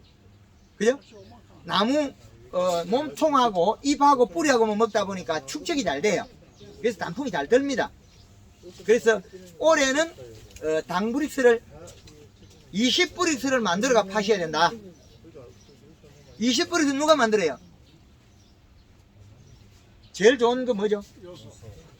요소가 당브릭스 20브릭스 만들지. 가리 줬다 하면 당구를 바로 떨어져요. 가리 주는 순간 이파리가 고실러질 건데 당이 올라가겠어요? 영양제치가 당도 올릴 생각 절대 하지 마라. 그 도움이 될 뿐이지 주가 될 수가 없어요. 그죠? 같은 경우는 대형하우스라도 석동으로 가 있어요. 그래서 제가 또 좀 만약에 드리겠습니다. 저번에 쉽게 말해서 200한번 줄 때마다 혹시 가가지고 계절에 이 시값을 맞춰라. 뿔때는 소리 하지 마고요. 그 용탈이 된지 그리고 엠보싱이 나온지 요것만 맞추면 되거든요. 이 시값을 보완하기 위해서 이 시값에서 안 맞으면 잎을 보라 그러잖아요. 이 시값을 맞더라도 가리가 많으면 엠보싱이 안 나오거든요. 그럼 요소 더 줘야 되고 그 다음에 요소를 안 줘도 엠보싱이 나오고 좋으면 이 시값을 또 아니라도 주지 말라는 거죠. 그 상호 보완작이 다 있거든요. 저 강의를 잘 들어보시라고요. 엠보싱이 나오면 다 맞다. 그죠? 기계도 요 놈도 거짓말 하겠죠? 그죠? 요 기계도 기계는 고장이 나면 잘못 나와요. 기계는 거짓말 안 해도 고장이 나거든요. 근데 식물은 고장이 안 나고 거짓말 안 해요. 우리가 포도나무 거짓말하는 거 봤나요? 포도나무 거짓말하는 거 봤습니까? 여기서 지금 오늘 교육받으시는 분 중에서 포도나무 거짓말하는 거 봤습니까? 안 봤죠? 기계는 측정기는 고장이 날 뿐이고 거짓말 안 해요. 사람은 가짜 정보도 알려주기도 하고 자기의 목적에 따라서 어떤 거를 없는 것도 끄집어내고 이야기할 수 있습니다. 그죠? 저도 어째 이래 잘 꼬시고 말통 팔아먹고 가잖아요. 그 말통에 대해서 좀 제가 또 한 질문 드리겠습니다. 이 보면 꽃 피기 전에 예. 하간이 이제 꽃이 잘 피라고요. 예. 하천에서 떨어지라고 예. 하간이 예. 공수를 갖다 일주일 전에 이제 쳐라고 하거든요. 우리 다 배울 때 예. 그린이나 칼라 그거를 이제 치게 되면 굳이 병수 병산을 안 치게 되는 거. 말통 잃어보세요. 그거 다 있어요. 됐어요. 영양제 만들어 팔아먹는 첫째 조건이 그건데 그거 아니면 허가가 안 나와요. 가능한 아무것도 쓸 것도 없네요. 그 한금만원구에서 그냥 쓰지 말고 뭐 토양 비료 기준 그 다음에 요소 그 다음에 저희 걸 써주면 좋고 그리고 품질이 좋아진다 얘기했잖아요. 그 한금만원구 하면 사과 같은 게 확실히 편하거든요. 깎아는 뽀예요. 골드 칼라 뿌렸을 때. 그리고 이게 은은하게 맛있어요. 그럼 땡기는 맛이 있어요. 그리고 연면십이 좀 했던 분들은 다들 맛있다고 이야기하거든요. 그래, 예. 요소를 연면할 때는 그 양을 어느 정도 해야 됩니까? 요소는 연면 시비 하지 마라 합니다. 왜 하지 마라 그러냐면 여름에 대해서 이제 급해서는 하라 그래요. 급하게 됐을 때는 요 정도 알이 크잖아요. 구슬만하고 이럴 때는 이제 두 개를 동시에 잡아야 축과 이상 안 일으키게 되잖아요. 이럴 때는 연면 시비의 요소를 1kg나 뭐 잎이 딱딱할 때는 2kg까지 써라 그러거든요. 그런데 연면 시비의 요소를 함부로 쓰지 말라고 이야기하는 거는 목적은 토양의 시비량을 알아서 맞춰줄 수 없는 상을 만들어서는 안 된다는 거죠. 그럼 다음에 피해가 더 크다는 거죠. 연면 시비도 못하고 며칠 비가 와버리면 잎에 있는 걸 다 먹어버리면 그때부터는 잎에 이슬을 맺어가지고 제피곰팡이가 버리고. 그래서 뿌리에 이 실을 맞춘 거는 비가 와도 편차가 많이 생기는데 이 파리에다가 어째 해가 가겠다 그런 거는 좀 안 하는 게 좋아요. 그 답변이 됐나요? 토양 함수량에 비해서 주면 된다. 그리고 이 실값에 비례해서 주면 된다. 그래서 수분이 35%에 물을 줘도 괜찮아요. 35%에. 그리고 토양 수분은 35에서 45%.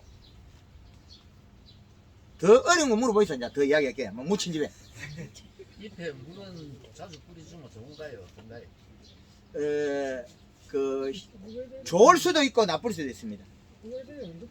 잎에 물을 뿌렸을 때는 잎에 탄수화물 많아서 영양을 빨리 이동시켜서 대사작용을 더 빨리 해서 빠른 수확을 위하기나 성장을 크게 한 목적이 있어야 되거든요. 목적. 근데 잎에 이렇게 희발이 없는데 물 뿌리보다 손해가 더 커요. 잎이 얇아지니까 이슬을 맺고 더 장이 일어나겠죠. 아침에 물을 뿌리라는 거는 잎 끝에 맺힌 눈물, 그 인상가리, 칼슘, 마그네슘, 아미노산, 단백질 그것들이 혹시 맺히면 떼내는 역할을 합니다. 씻어내는 거죠. 이제 이해되죠? 그 봄에 맹물 시비는 상당히 좋은 영향을 미칩니다. 장애를 막아내요. 봄에 맹물 시비는 장애를 막아낸다. 그리고 오차를 줄여서 들어가는 거거든요. 그래서 대사작용 빨리 해서 뿌리에서 비료를 빨리 가져오고 그리고 우리가 혹시 잘못됐던 거 미생물이나 뭐 잘못 두가 잎이 고온 열상이 입을 거 막아내거든요. 그래서 맹물 시비 위에 라인을 위에 설치하라 하는 그 내용이었거든요. 맹물 시비가 우리가 수확 때 당도를 올리고 빨리 익히려고 하면 연면 시비 해주고 시비량이 맞고 잎에 두께가 나와 있다면 연면 시비하고 연면 시비 때 가리 농도를 올리고 뿌리에 가리를 좀 넣고 질소 들어있고 빨리 회전을 시키면 당도 빨리 올라요. 그죠? 그런 방법은 얼마든지 우리가 저가 강의 내용들을 응용해서 활용하면 됩니다. 간주는 그러면 오전에 하는 게 낫습니까? 오후보다? 바닥에 물 주는 거 무관합니다. 아침, 점심, 저녁 그건 따지는 게 없습니다. 이 파리에 맹물 시비하거나 연면 시비할 때는 공기에는 하지 말고 아침에 일찍 하는 것도 좋지는 않아요. 낮에 뜨거워지니까 우리가 사용했던 영양이나 그 성분이 잎에 남아있다가 열을 받을 수 있으니까 오후 서너 시 이후에 그렇게 하는 게 좋다. 공기에는. 무치님 하십시오. 더. 선생님, 예. 노지 몽변 시비는 언제부터 주면 좋습니까? 눈 나기 전에, 눈 나기 20일 전부터 목면 시비 들어가면 됩니다. 목면 시비는 골드그린 1리터에 설탕 약 5kg 정도, 2번 정도. 그 노지는 우리가 목면 시비를 할 때, 너서리가 올 때는 목면 시비하고 맹물을 하지 마라. 맹물 뿌리지 마라. 맹물을 뿌려가지고 눈이 빨리 나오면 너서리를 맞을 수 있다. 그죠? 예. 그 맹물을 뿌리면 순이 빨리 나와버리거든요. 그럼 썰이 맞겠죠. 하우스 같은 경우에는 목면 시비를 하고 우리가 가온하기 한 달 전부터 하우스는 목면 시비 해라. 그리고 맹물을 매일 뿌리가 몸을 부풀리라. 그리고 한 달 뒤에 열을 가두면 금방 동시에 눈이 나와요. 하우스의 목면 시비는 상당히 중요하죠. 하우스에는 단풍이 20 내지 30% 들었을 때 전정해피라. 그래야만이 포도 가지 자른 자리에서 우리가 그 수액 눈물을 안 흘린다. 포도는 잎으로 흘리는 눈물과 나무 가지의 눈물 흘리는 건 안 좋다. 그래서 우리가 그 노지 재배는 단풍이 7, 80% 들었을 때 막전정하면 봄에 물이 안 새고 막전정. 그 하우스 하는 것들은 단풍이 2, 30% 들었을 때 막전정해야만이 좋다. 거기 뭐 어느 달에 이래 하는 거는 없습니까? 그건 큰 관계 없습니다. 그런 관계는 예, 가을에 한 10월달 되면 그 잘라도 그게 순이 안 나오거든요. 그리고 그 잎이 조금 살아 있을 때 해야만이 가지에서 진이 나와가지고 구멍을 막아요. 단풍이 떨어지거나 전쟁하는 거는 물구멍이 그 영향이 안 흐르기 때문에 못 막아요. 1차전지, 2차전지 그런 거 있잖아요. 님 전지하고 뭐 이래 약 바르는 거 그거 안 발라도 됩니까? 그거 바르나 마르나 똑같은 일이에요. 그 전정으로서 그걸 맞춰야 되지. 예, 그걸 바른다고 해서 물이 삐지 나오는 게 안 나오진 않습니다. 그래서 단풍이 노지에서는 7, 80% 들을 때 막전정하고 하우스에서는 2 내지 30% 들었을 때 막전정하면 물이 안 샌다. 그 말입니다. 이제 더 물어볼 거 없지. 또 더 뭐 해보시다. 뭐. 지금 이 포도가 제가 봐서는 한 2배 이상 굵어져야 되는데요. 예. 이걸로 지금 굵어지게 하려면 뭐 어떻게 해야 됩니까? 요소만 넣으면 됩니까? 우리 저 사장님 토양 분석업 인상가리가 모자라던가요? 내가 이거 어제 농촌 지도 써가지고 이거 보네. 띠가 나는 건 보이죠? 이제 알맹이 나온다. 범 내려온다. 범 내려. 이거는 앞으로 5년 동안은 요소만 줘도 되겠다. 다음 나왔지? 요소만 넣으면 이제 아주 굵어지네요. 예? 요소만 넣으면 됩니다. 아, 그런데 여기 이제 여기에 한번 보겠습니다. 인산이 200에서 300인데 782가 들었고 칼륨이 0.3에서 0.6인데 1.89가 들었고 칼슘이 5.0에서 6.0인데 10.7이 들었고 마그네슘이 1.5에서 2.0인데 5가 들었고 기본이 3배에서 5배씩 들어있어요. 이거 이제 흙 떠갈 때 바로 떠가겠습니까? 걷어내고 떴습니까? 한 10cm 이상 또 이것도 가짜로 만들어 버렸어요. 이거보다 더 많은 거예요. 우리 흙을 뜰 때 그 위에 이거 그냥 조금만 살 걷어내고요. 우리 보기 15cm에서 20cm 사이에 떨어지더라. 그 한 것만 없고 뼈 이거. 그냥 바로 떠 있어 이거. 이 위에 내고 녹아 내려갈게 쿨로 돌리면 점적하면 조금 걷어내면 맞아요. 안 먹는 게 좀 있으니까. 쿨로 돌리고 물 주고 이러면 위에 그 떠야 돼요. 내려갈 거니까 왔다리 갔다리 할 거니까. 그래서 위에 그냥 살짝 뭐 거부지기만 걷어내고 그 다음에 요를 딱 잘라내고 그 다음에 두부처럼 딱 잘라 요거 가져가면 됩니다. 그럼 이거는 밑에 떴다고 이것보다 훨씬 많은 거예요. 이거 가짜예요. 근데 이 추천 비료를 보면 그 밑으로 한 5cm만 들어가면 되겠네. 그런 소리 하면 안 되지. 바로 위에 그 떠라 그랬잖아요. 우째도 그게 우리는 지금 위에 그냥 거부지기만 걷어내고 거부지기만 걷어내고 떼야 되지. 자, 이제 보겠습니다. 이렇게 많은데 뭐이가 요소나 유한을 주로 해놨고 용성인밀이나 용가리를 주로 해놨어요. 가리가 많은데 항상 가리 처방했거든요. 마가리나 볏집도 가리가 많아. 이것도 필요 없는데 그 유기물이 있으니까 우분이나 돈분도 또 개분도 추천해놨거든. 써도 된다고. 근데 이거 쓰면 더 나빠져요. 이거는 많은 걸 가짜로 지금 해왔거든요. 위에 걷어내기 때문에. 그런데도 이만큼 많아요. 이거는 퇴비를 엄청 줬습니다. 그게 이거 접수할 때 퇴비를 이만큼 깔았어요. 이제 보약은 좋았는데 그 보약이 해를 친다. 그래서 앞으로 기본이 한 5년간은 요소만 줘도 또 남아있을 것 같고 1년에 그 대신 저 말을 다 믿지 말고 1년에 한 번 정도 하시고 그리고 이것도 땅도 깊이 했을 거 아니에요. 그죠? 그럼 밑에까지 다 들어있어요 이게. 그런데 위에는 더 많아요. 위에는 더 많기 때문에 지금 이 많은 건 많은 것도 아니다. 위에 태우면 더 많이 나온다. 죽을 만큼 많다는 거죠. 그래서 바이러드 하는데 그거는 질소 부족 가리 가다 고온 열상 쪼그리짐 열에서 쪼그리서 일어난다. 그 축과 현상도 이렇게 비료가 많은데 왜 일어나겠어요? 질소 부족이거든요. 축과 현상도 이와 같다. 그렇게 보시면 되겠습니다. 이 토양 분석은 농가마다 꼭 하이소. 이거는 기술센터에 가면 해줍니다. 흙은 그냥 뜨고요. 흙은 뜰 때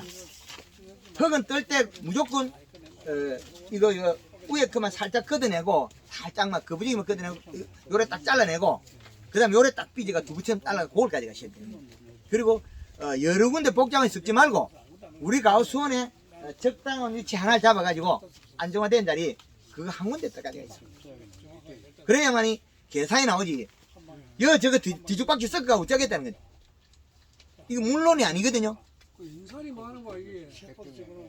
그래서 이제 하여튼 1년 크는데 다른 사람 2년 크는 것보다 더 이게 굵어졌어요. 네. 너무 크는 게. 예. 그 퇴비 3년생인데. 예. 다른 사람 4년생 같은 겁니다. 별로 달다 못했는데요. 별로 달다 못했는데요. 그게 좋은 게 아니더라고요. 예. 근데 이게 이제 장애가 이제 지금 계속 나오는 거예요. 근데 퇴비 줄 때 처음에 퇴비에서 일부 질소분이 있거든요. 근데 그거 먹고 그 뒤에 질소분을 안 주니까 이제 장애가 오는 거예요. 그래서 나는 이 몰라가지고 얼마 전에 이래 보니까 이게 오글오글하게 이게 막 노랗게 탈색되는 게 많이 나오더라고요. 예. 그래가지고 비상이 걸렸어요. 예. 그래가지고 저 계령농원도 가가지고 인물을 보니까 이 4개 받았다 하더라고요. 4개 받았는 거는 약도 없다 하고 그걸 가만히 생각을 해보니까 이게 그게 아니고 내가 생각해보니까 이제 한국발농법 이제 생각이 나서 그래 이 요소가 부족해서 그렇다. 그래 이제 결론을 내리고 이제 그때부터 이제 신촌 이제 수위해가지고 예. 그래가 이제 그때부터 이제 막 요소를 막 주기 시작합니다. 예. 지금 해도 이 시값이 1.5에서 한 1.7까지 나오거든요.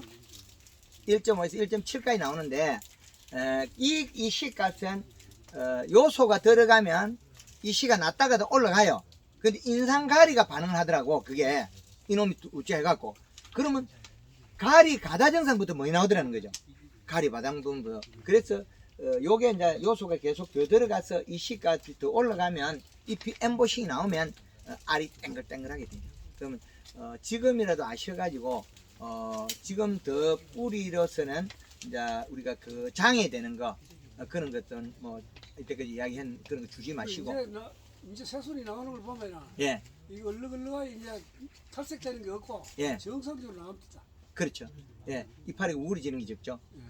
그래서 가리 가다 고온 열상에 의한 쭈그러집니다. 그런데 그걸 갖다가 바이러스 하면 웃자란 말인데 복잡하고 그죠? 우리가 강의를 하더라도 토양에 물을 줄 때는 10톤 주라 20톤 주라 가장 뻥치면 안 돼요. 척정기를 찔러서 함수량을 35에서 45% 맞춰라. 그죠? 척정기를 꽂아서 해라. 아니 안 비싸요. 포도보다 싸요. 85만원 밖에 안 해요. 포도 다 내밀고 척정기 사면 이미 넣고. 그래서 수분은 35에서 45. 수분은 35에서 45%. 이 시값은 이 시값은 봄에 노지는 최고가 2.5가 좋다. 그 하우스는 2.1 정도 좋다.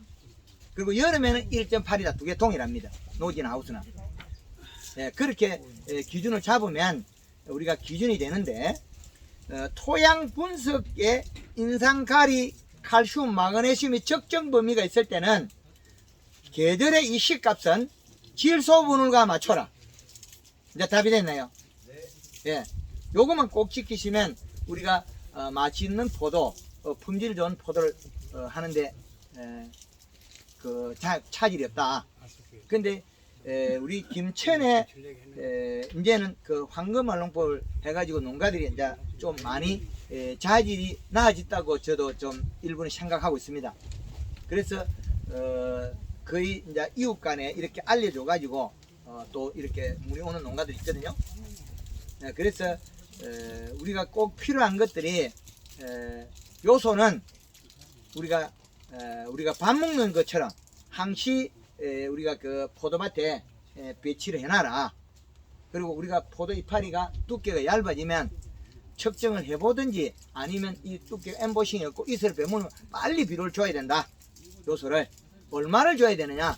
100평당 5 내지 10kg 그렇게 관주를 하면 되는데 그 터울은 뭐 그 4일 5일 만에 해도 이상이 없다. 10kg 주고 또 5일 만에 10kg 준다고 해가 되는 건 아니다. 그리고 포도가 앞으로 더 이제 지금 여기 농가처럼 구슬 만한 단계에서 질소가 부족해서 잎이 얇아서 장애가 일어날 때는 뿌리에 요소도 주고 지상부에도 골드그린이나 골드칼라 쓰면서도 요소를 줘도 된다. 이제 이해되시죠? 그런데 칼라나 그린이나 이게 혼합해도 된다는 얘기죠. 칼라에 쓰지 말고 칼라는 그린 칼라 두 개는 섞으면 안 되고 그린이나 칼라를 쓸 때 사용할 때 요소를 써도 되는데 요소를 쓰란 항도 써도 됩니다. 예? 항. 그거 왜 써야 되는데? 절대 쓰지 마세요. 안 써도 괜찮습니다. 이제 황을 쓰게 되면 그린이나 칼라의 성분하고 결합됩니다. 우리가 그 영양제나 뭐 이런 거 쓰거나 뭐 뿌에 밀가루처럼 맺힌 거 있죠. 그런 거는 결합이 된 것 때문에 안 좋습니다. 그러면 그린 지금 요즘 같은 경우는 그러면 그린을 쓰면은 그린 두 번에 칼라 한 번 써라 그랬잖아요. 알이 이래 그 불땡 갖고 수확 때 얼마 남은 것들은 그리 아니고 이래 되거든요. 이거 지금 언제 따는 거죠? 이거는 지금 뭐 8월 초에 안 되겠지. 늦어도 8월 초, 7월 말이나 8월 초 안 되겠습니까? 그 수확 45일 전에 수확 40일에서 45일 전에 칼라만 써라 그러잖아요. 역산해 가지고 40일에서 45일 전에. 지금은 그럼 그린 이거 작기 달아도 일찍 있는 거 아니에요? 그냥 그린만 써도 돼요. 그 요소나 조금 섞어가지고 해도 되나요? 그 요소로 섞으면 다음에 뿌리에 있는 양을 못 맞춰버리면 장애가 크다는 거예요. 비가 오는데 그때는 연면시도 못하는 상태잖아요. 그 뿌리에 잎의 비료량이 급격히 떨어지겠죠. 연면시에 꼴짝꼴짝 주고 있으면 뿌리에서 비료가 있는 거 없는 걸 모르는 거죠. 그 이식값을 잘 맞추고 할 때는 급하면 써야 되는데 그렇지 않은 상황에서는 함부로 요소를 주지 마라. 그러면 가짜를 알아가 장애가 일어난다는 거예요. 그러면 그린만 쓰는 게 좋겠네요. 예, 봉지 쌌으면 설탕 써도 되고 그리고 뿌리에 우리가 요소 충분히 줘도 되잖아요. 문제는 상주 농협에 그게 안 팔리고 비싼 비료도 안 팔리고 요소만 팔리고 그 잘못하면 욕 태박이 되겠어요. 다 집집마다 가보면 요소를 가득 사갖고 이게 지금 저 같은 경우는 이게 연매시비 할때 약대를 치고 예, 위에 안개호스 깔아놨어요. 예, 그걸로 일해 주거든요. 괜찮습니다. 좋습니다. 그래서 그게 많은 양이 흘러가는데 그게 효과가 있겠나 이게 괜찮습니다. 그것보다 더 미시한 거 있잖아요. 잎에도 안 묻는 거 저녁에 닫아놨고 그것도 괜찮아요. 그건 아주 소량으로 들거든요. 아주 소량으로. 그 제주도에 가면 밀감나무에 연면시비 했는데 농약 쳤는데 이파리 묻은 게 하나도 없어요. 훈련을 하는 거? 아니요, 훈연이 아니고 그 미시하게 노즐이 없이 이렇게 회전을 해서 물을 안개를 띄우는 거예요. 안개를 띄워 가지고 바람으로 안개를 꽉 채워버리는 거죠. 그래도 연면시비 해도 효과가 똑같이 나옵니다. 예, 똑같이 나옵니다. 그래서 농약하고 혼용하면 괜찮습니까? 예, 됩니다. 하여튼 이제 오늘 뭐 전목 이거 몇 미터만 빼면 됩니까? 가지에 예, 이거 넓이. 뭐 나무가 크면 그 10m, 20m 가득해. 아, 그래도 돼요. 그렇죠.